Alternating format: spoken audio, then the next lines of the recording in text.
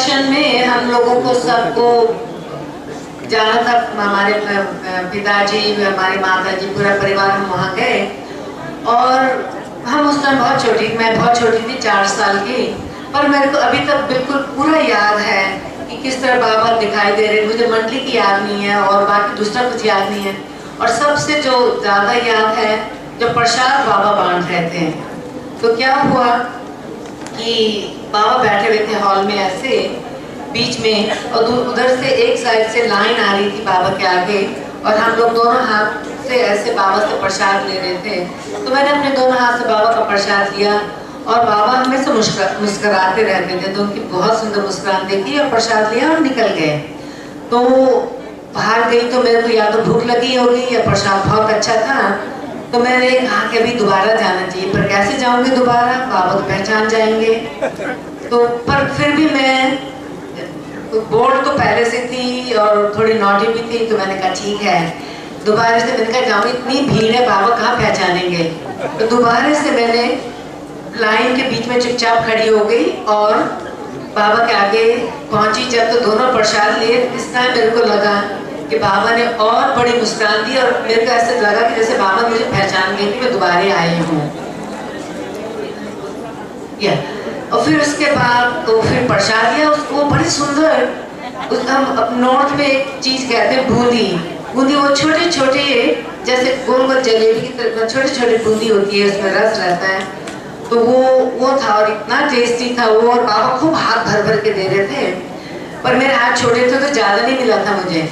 तो मैं चले गई बाहर, और अब मैंने कहा अब तो ये बहुत हो गया है, पर मन नहीं माना और कहा कि एक बार फिर जाती हूँ।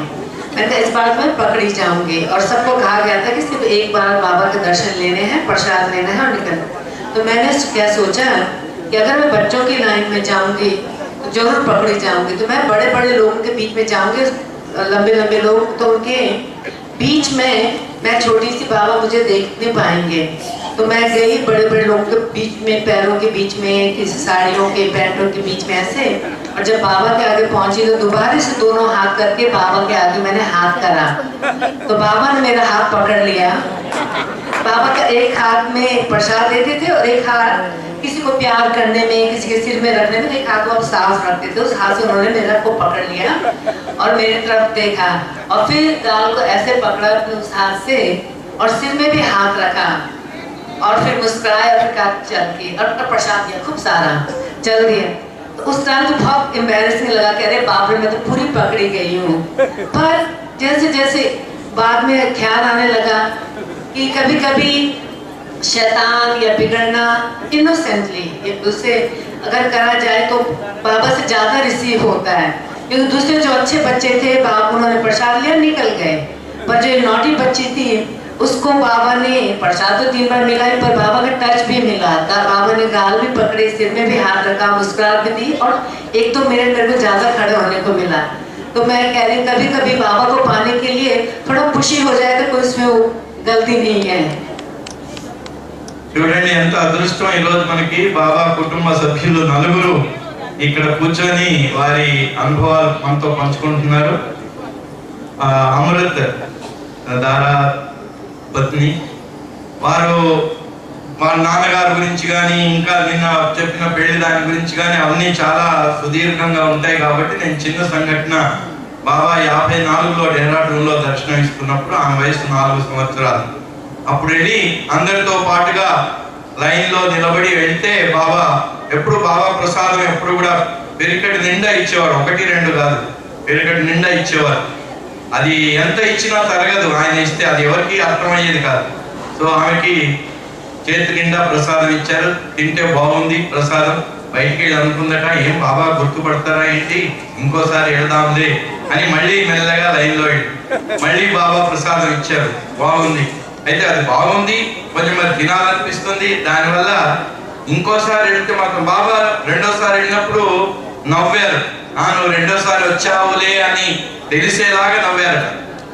మూడోసారి మళ్ళీ ఈసారి చిన్న పిల్లలతో వెళ్ళకుండా పెద్దవాళ్ళ మధ్యన నక్కి వాళ్ళకు బాబాకు అక్కడ దాకా వెళ్ళేదాకా కనబడకుండా బాబా దగ్గరికి వెళ్ళిన తర్వాత చెయ్యి చాచి చేస్తే బాబా ఒక చేత ప్రసాదం ఇస్తుండేవారు, రెండో చేత ఎవరైనా నిమిరినా తల మీద చేయి పెట్టినా ఆయన రెండో చేతిని దానికి ఉపయోగించుకునేవారట. ఈమె అక్కడ చేయి చాచగానే ఈ చేయి పట్టుకున్నాడట. అంటే బాబా తెలిసిపోయింది, మూడోసారి వచ్చారు, తెలిసిపోయి చేయి పట్టుకున్నా కూడా వెంటనే ఆ చేతితోని చక్రీలు నిమిరి తల మీద స్పృశించి మళ్ళీ ప్రసాదం కూడా పెట్టి నవ్వుతూ పంపించారట. అలా బాబా దగ్గర మనం లోపల ఏ రకమైనది ఉన్నా బాబా తప్పకుండా దాన్ని గమనిస్తారు. అయినా పర్వాలేదు, బాబా దగ్గరికి 3 సార్లు వెళ్ళటం వల్ల లాభమే కానీ నష్టం లేదు అంటున్నారు. Just to finish, मेरे को एक छोटी सी बात बोली. आज से 60 साल पहले 17 दिसंबर को मेरे पिताजी शत्रुघ्न कुमार बाबा के साथ यहाँ बायरामंगला में आए थे और मेरे को आज इतना चल रहा है कि उनके उसी दिन 60 साल के बाद मेरे को भी यहाँ आप लोगों ने बुलाया, तो बहुत थैंक यू. जय बाबा. అలా మా నాన్నగారు కూడా బాబా దగ్గర అప్పుడు వచ్చారు. ఇప్పుడు మాకు వచ్చే అవకాశం మీరు కల్పించారు, మేము వచ్చాము. మా నాన్నగారు కూడా వచ్చిన బాబాతో వచ్చినటువంటి ఈ స్థలానికి నాకు నేను మీకు అందరికీ నా కృతజ్ఞతలు తెలియజేస్తున్నాను.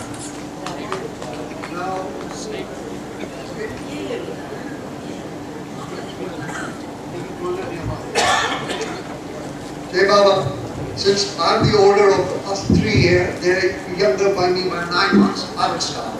So, 9 months. Yeah. But I'm not going to tell you how old we are. Yeah, we're still very young. So, this story is connected with the importance of taking Baba's name. Yesterday when Rustam Sora was sharing their stories of being with Baba in Guru Prasad, Rustam mentioned that Baba turned to them and asked, "You take my name?" And of course, like most of us, we would say, "Yes, Baba, we take your name." But then, of course, he told them how to take his name and repeat it for 101 times. But this is a story I heard from recently. I heard from Meherabad Jasawala, Erich's brother, who now lives at Verazad. And it was December 31st last year, that's New Year's Eve. And I happened to be in Monday Hall, and Meherabad came and sat and started to share some Baba stories with us.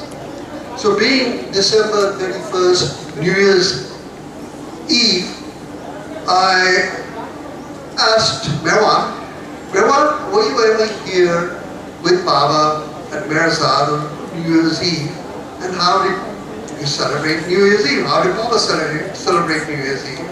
Just being a little naughty. So Meherabad said no, he was never there during that time, so he doesn't know. But there was an American Baba lover by the name of Alan Yule who had said, I was there once.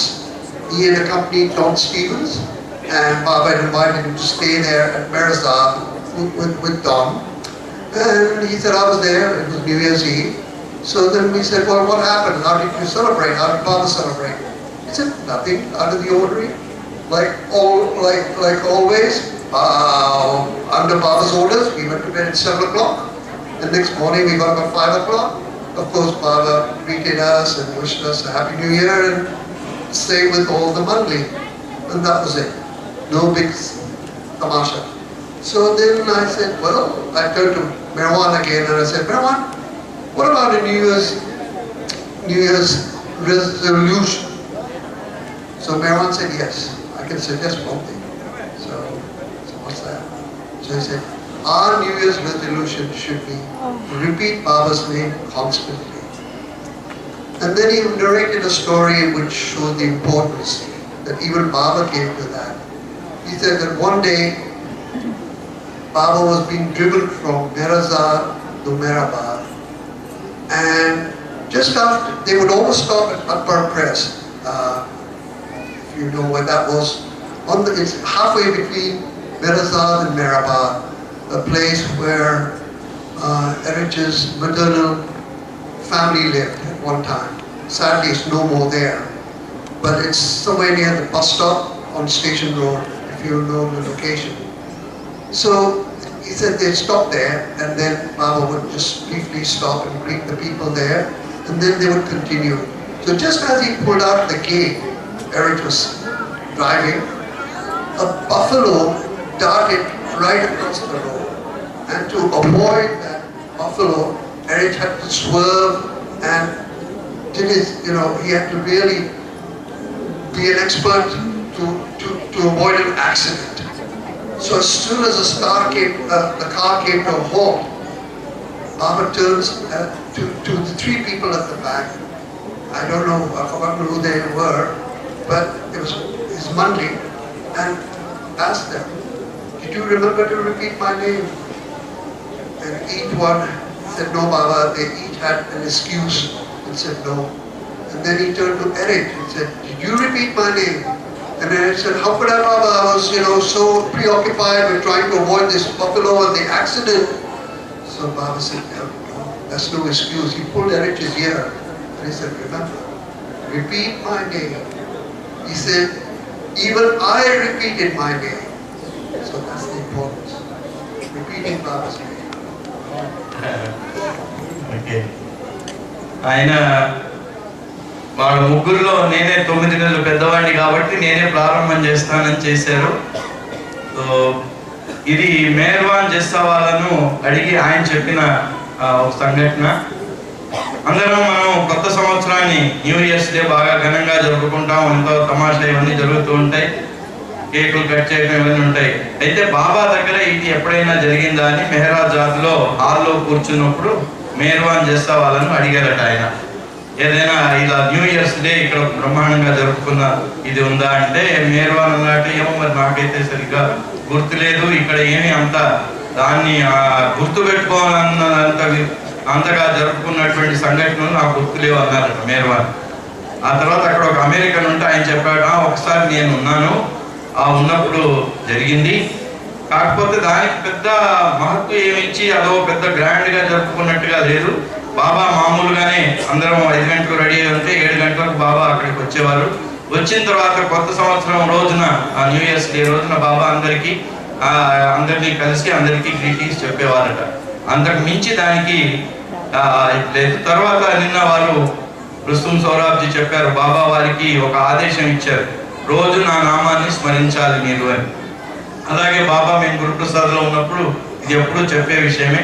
ఓసారి బాబా ఈ విషయాన్నే బాబా నామాన్ని స్మరించడం ఎంత సహజంగా ఎంత ఇదిగా ఉండాలనే విషయాన్ని, ఎందుకంటే బాబా మెహరాబాద్ నుంచి మెహరాబాద్ వచ్చేవారు. ఇప్పుడు ఈరిచ్ బాబా కారు డ్రైవ్ చేసేవారు. మధ్యలో ఈరిచ్ అమ్మగారిల్లు సాతా ఫ్యామిలీ అని ఉండేవారు. వారి ఇంట్లో దగ్గర బాబా ఆగి అక్కడికి వెళ్ళి వస్తూ ఉండేవారు. అలా ఆ కారులో వస్తూ ఉంటే బాబా ఈరిచ్ జాగ్రత్తగా నడుపుతూ ఉండేవారు. వెనకాల ముగ్గురు ఉన్నారు, ఎందుకంటే రోడ్డు అంత ఇదిగా అప్పుడు చిన్న రోడ్లు కదా, యాక్సిడెంట్ జరగకుండా ఉండాలని ఈరిచ్ ఎప్పుడు జాగ్రత్తగా డ్రైవింగ్ మీదనే దృష్టి పెట్టేవారు. ఉన్నట్టుండి బాబా అడిగారట, వెనక ఉన్న ముగ్గురిని అడిగారట, మీరు నా నామాన్ని స్మరించుకొని జ్ఞాపకం చేసుకుంటున్నారా అని. వారు అన్నారట, సహజంగా చెప్పాలి కదా, అందుకని లేదు బాబా మేము మీ నామాన్ని స్మరించుకోవటం లేదు అన్నారు.